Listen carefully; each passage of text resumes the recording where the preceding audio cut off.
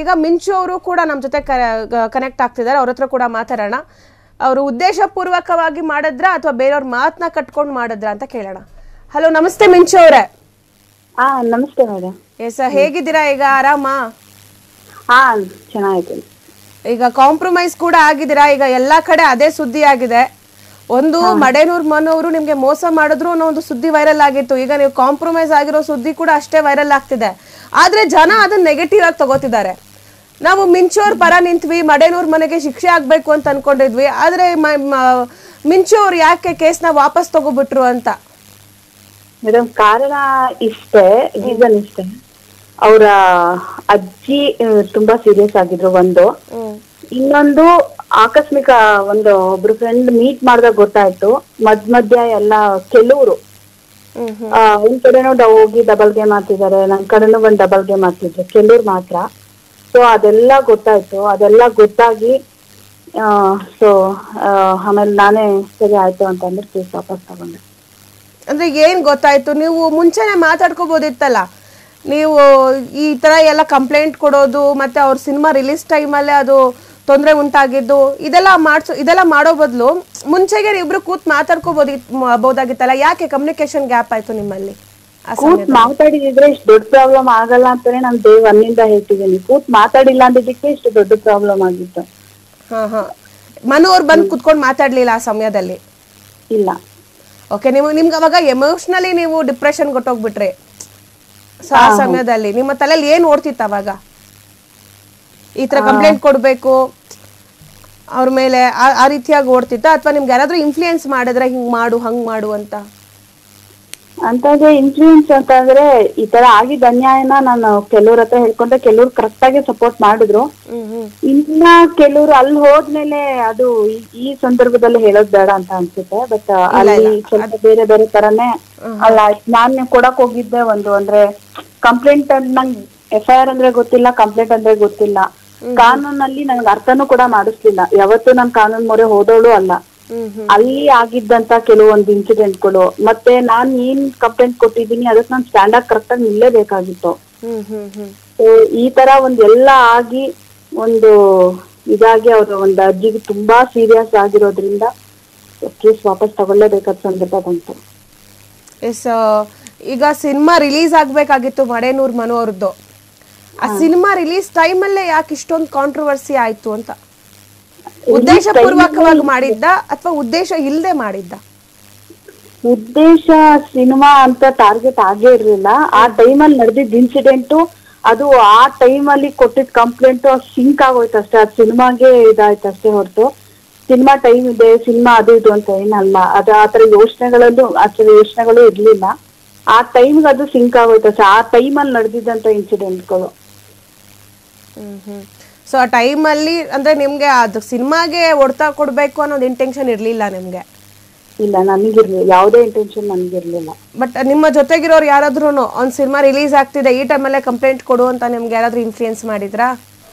But ಅನ್ಯಾಯ ಆಗಿದೆ, ನೀನ್ ಯಾಕೆ ಸಿನಿಮಾ ಎಲ್ಲ ನೋಡ್ತೀಯಾ, ಕೊಡು ಈ ಟೈಮಲ್ಲಿ ನೀನ್ ಸಿನಿಮಾ ಭವಿಷ್ಯನ ಸಿನಿಮಾನ ಅಂತ ಹೇಳಿದ್ದುಂಟು. ನಾನು ಪೊಲೀಸ್ ಅವ್ರಿಗೂ ಹೇಳ್ದೆ, ಒಂದ್ ಸಿನಿಮಾ ಇದೆ, ಸೊ ಈ ಟೈಮಲ್ಲಿ ಕಂಪ್ಲೇಂಟ್ ಕೊಟ್ರೆ ಏನಾದ್ರು ಆಗತ್ತಾ ಅಂತ. ಅವ್ರು ನಿಮ್ ಭವಿಷ್ಯನೇ ಹಾಳಾಗಿದೆ, ಕೊಡಿ ಅಂತ ಹೇಳಿದ್ರು. ಓಕೆ. ಅದಾದ್ಮೇಲೂ ಕೂಡ ಅಲ್ಲಿ ಒಬ್ರು ಸರ್ ಕರ್ಸಿ ಮಾತಾಡೋಣ ಹಾಗೆ ಅಂದಾಗ ಇಲ್ಲ FIR ಮಾಡೋಣ ಅಂತ ಅಂದ್ರು. ಸರಿ ಆಯ್ತು ಅಂತ ಅಂದ್ಬಿಟ್ಟು ಮಾಡಿದ್ವಿ ಅಷ್ಟೇ. ಬಟ್ FIR ಅಂದ್ರೆ ಅದು ಬೇರೆ, ಕಂಪ್ಲೇಂಟ್ ಅಂದ್ರೆ ಬೇರೆ, ಅವೆಲ್ಲ ನಂಗೆ ಗೊತ್ತಿರ್ಲಿಲ್ಲ. ಮತ್ತೆ ಮಹಾಜರು ಅದೆಲ್ಲ ಮಾಡ್ತಾರೆ ಅನ್ನೋದು ನನ್ನ ತಲೆಯಲ್ಲಿ ಇದ್ದೇ ಇಲ್ಲ. ಕಾನೂನು ಅಂದ್ರೇನೆ ಝೀರೋ ನಾಲೆಡ್ಜ್ ನಂಗೆ. ಬಟ್ ಅದೆಲ್ಲ ಹೊಸದಾಗೇನೆ ನಾನು ಫೇಸ್ ಮಾಡಿದ್ದೀನಿ. ಎಸ್, ಇನ್ನು ನೀವು ಮತ್ತೆ ಮಡೇನೂರು ಅವರ ಫ್ರೆಂಡ್ಶಿಪ್ ಏನಿದೆ ಅದೊಂದು ಸುಮಾರು ಒಂದು 5-6 ವರ್ಷದ ಫ್ರೆಂಡ್ಶಿಪ್. ಸೊ ಅವ್ರು ಇವಾಗೇನೋ ಕಷ್ಟಪಟ್ಟು ಬೆಳೆದ್ರು ಅನ್ನೋ ಸಮಯದಲ್ಲಿ ಹಿಂಗೆಲ್ಲ ಆದಾಗ ಅವರು ಜೈಲ್ಗೂ ಹೋಗ್ಬೇಕಾದ್ರೆ ನಿಮ್ಗೆ ಏನ್ ಅನಿಸ್ತು? ಮನ್ಸಲ್ಲಿ ಏನಿತ್ತು ಆಗ? ಇಲ್ಲ, ಅವ್ನ್ ಜೈಲ್ ಹೋಗ್ಲೇಬೇಕು, ಅವನಿಗೆ ಶಿಕ್ಷೆ ಆಗ್ಲೇಬೇಕು ಅಂತಿತ್ತ? ಅಯ್ಯೋ ಯಾಕೆ ಹಿಂಗೆಲ್ಲ ಆಗ್ತಾ ಇದೆ, ನಾನು ಯಾಕೆ ಹಿಂಗ್ ಮಾಡ್ತಿದೀನಿ ಅಂತ ಅನಿಸ್ತಿತ್ತ ನಮ್ಗೆ? ಆ ಟೈಮ್ ಇದೆಲ್ಲ ಬೇಕಿತ್ತ ಅಂತಾನೆ ನನಗೆ ಕಾಡಿದ ಪ್ರಶ್ನೆ. ಇದೆಲ್ಲ ನಾನು ಅದನ್ನ ಕೂಡ ಹೇಳಿದೀನಿ ನಾನು ಹಿಂದೆ. ಇದೆಲ್ಲ ಬೇಕಿತ್ತ? ಕೂತ್ ಮಾತಾಡಿದಿದ್ರೆ ಇಷ್ಟೆಲ್ಲ ಪ್ರಾಬ್ಲಮೇ ಆಗ್ತಿರ್ಲಿಲ್ಲ. ಸಮಯ, ಸಂದರ್ಭ, ಬ್ಯಾಡ್ ಲಕ್ಗಳು, ನನ್ ಬ್ಯಾಡ್ ಲಕ್, ಅವ್ನ್ ಬ್ಯಾಡ್ ಲಕ್, ಟೈಮ್ ಅಷ್ಟೇ ಇದೆಲ್ಲ ಪ್ರಾಬ್ಲಮ್ ಆಗಿತ್ತು. ಕೂತ್ ಮಾತಾಡಿದ್ರೆ ಎಂತ ಸಮಸ್ಯೆನೂ ಬಗೆಹರಿತಿತ್ತು. ಬಟ್ ಅದಾಗ್ಲಿಲ್ಲ. ಇವಾಗ ನೀವು ಅವರು ಮತ್ತೆ ಕೂತ್ ಮಾತಾಡಿದ್ರ ಏನ್ ಮಾಡ್ಬೇಕು, ನೆಕ್ಸ್ಟ್ ಫ್ಯೂಚರ್ ಹೆಂಗೆ, ಮತ್ತೆ ನೆಕ್ಸ್ಟ್ ಲೈಫ್ ಹೆಂಗೆ, ಇನ್ ಮುಂದೆ ಹೇಗಿರ್ಬೇಕು? ಖಂಡಿತವಾಗ್ಲೂ ಮಾತಾಡಿದೀವಿ.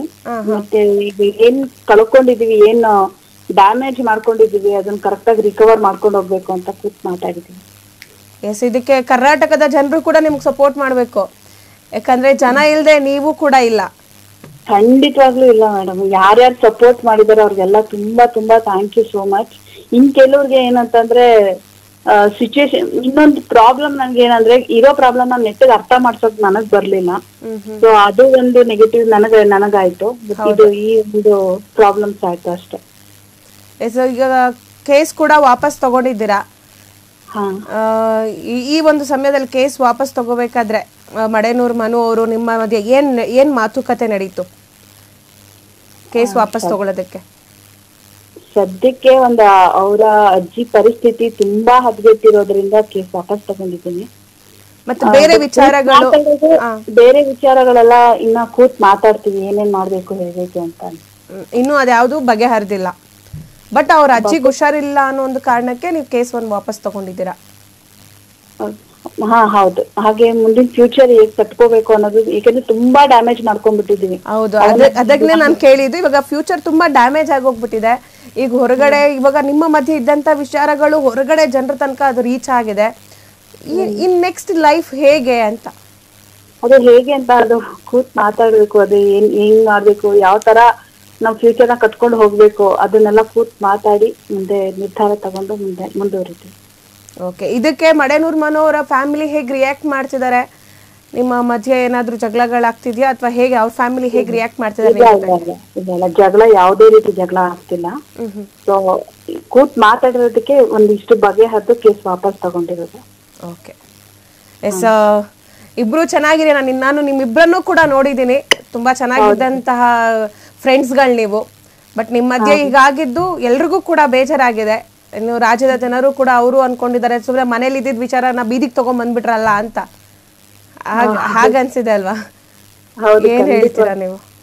ಅದೇ ಆಗ್ಲೇ ಹೇಳಿದ್ನಲ್ಲ, ಟೈಮ್ ಅಷ್ಟೇ. ಈಗ ಬಿಗ್ ಬಾಸ್ಗೆ ಮಿಂಚು ಅವರು ಮತ್ತೆ ಮಡೇನೂರ್ ಮನು ಅವರು ಎಂಟ್ರಿ ಕೊಡ್ತಾರೆ ಅಂತ ಈ ಒಂದು ಕಾಂಟ್ರವರ್ಸಿ ಆದ್ಮೇಲೆ ಕಾಲ್ ಬಂದಿದ್ಯಾ ನಿಮ್ಗೆ? ಬಿಗ್ ಬಾಸ್ಗೆ ಹೋಗ್ತಿದ್ದೀರಾ? ಇಲ್ಲ, ಯಾವುದೇ ರೀತಿ ಕಾಲ್ ಬಂದಿಲ್ಲ. ಮಡೇನೂರ್ ಮನು ಅವ್ರಿಗೆ? ಅವ್ರಿಗೂ ಬಂದಿಲ್ಲ ಕಾಲ್. ಅವ್ರಿಗೂ ಬಂದಿಲ್ವಾ? ಬಂದ್ರೆ ಈ ಸತಿ ಪಕ್ಕಾ ಬಿಗ್ ಬಾಸ್ಗೆ ಹೋಗ್ತಿರಲ್ಲ ನೀವಿಬ್ರು? ಅದೊಂದು ಅದೃಷ್ಟ, ಖಂಡಿತವಾಗ್ಲೂ ಹೋಗ್ತೀವಿ. ಎಸ್, ಬರ್ಲಿ. ನಿಮ್ಮ ಕರ್ನಾಟಕದ ಜನರು ಕೂಡ ನಿಮ್ನ ಅಲ್ಲಿ ಕಣ್ ತುಂಬಿಕೊಳ್ಳುವಂತ ಪ್ರಯತ್ನ ಆಗ್ಲಿ. ಅಂಡ್ ಇದೇ ರೀತಿ ಒಳ್ಳೆ ಫ್ಯೂಚರ್ ಇದೆ ನಿಮ್ಗೆ. ಅಂಡ್ ಅದನ್ನ ಹಂಗೆ ಉಳಿಸ್ಕೊಂಡು ಹೋಗಿ ಅಂತ ಹೇಳ್ತಾನೆ. ಥ್ಯಾಂಕ್ ಯು ಸೋ ಮಚ್ ಕಾರ್ಯಕ್ರಮದಲ್ಲಿ ಮಾತಾಡಿದ್ದಕ್ಕೆ. Thank you. ಕ್ಷಣ ಕ್ಷಣದ ಸುದ್ದಿಗಳಿಗಾಗಿ ಫ್ರೀಡಂ ಟಿವಿ ಸಬ್ಸ್ಕ್ರೈಬ್ ಮಾಡಿ, ಲೈಕ್ ಮಾಡಿ ಹಾಗೂ ಫಾಲೋ ಮಾಡಿ. ಹೊಸ ಸುದ್ದಿಗಳ ನೋಟಿಫಿಕೇಶನ್ಗಾಗಿ ಬೆಲ್ ಐಕಾನ್ ಮೇಲೆ ಕ್ಲಿಕ್ ಮಾಡಿ.